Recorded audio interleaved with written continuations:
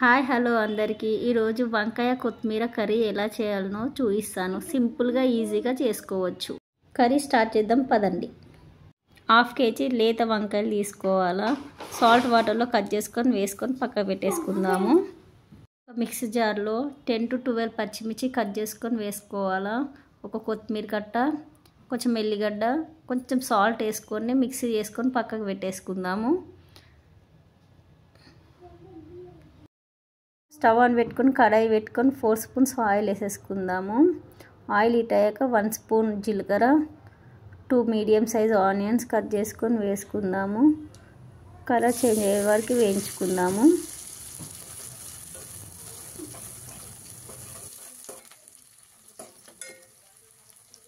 Onions వేయిని 1/2 spoon పసుపు వేసుకొని ఒకసారి బాగా కలిపేసుకుందాము.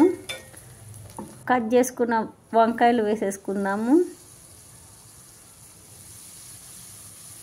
వేసుకొని ఒకసారి బాగా కలిపేసుకొని కొంచెం వేగనిద్దాము. వంకాయ ఫ్రై అయినాయండి. 1 స్పూన్ ధనియాల పొడి, 1 స్పూన్ సాల్ట్ వేసుకుందాము. వేసుకొని ఒకసారి బాగా కలిపేసుకొని ఒక 10 minutes మూత పెట్టుకొని మగ్గనిద్దాం వంకాయలు.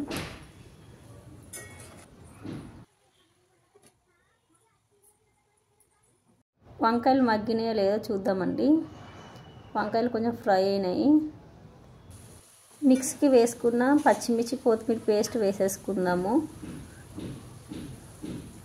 వేసుకొని బాగా కలిపేసుకొని ఒక 5 minutes మగ్గనిద్దాం.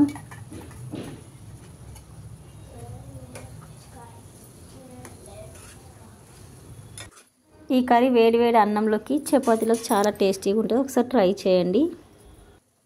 మూత పెట్టుకొని వంకాయలని ఉడకనిద్దాం. ఒక 10 minutes ఉడికిందో లేదో చూసుకుందామండి. వంకాయ ఉడికింది పర్ఫెక్ట్గా.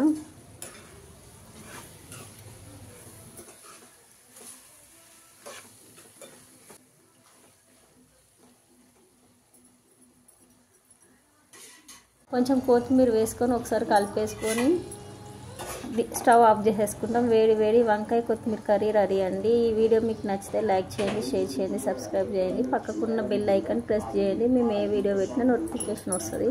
Thank you. Bye bye.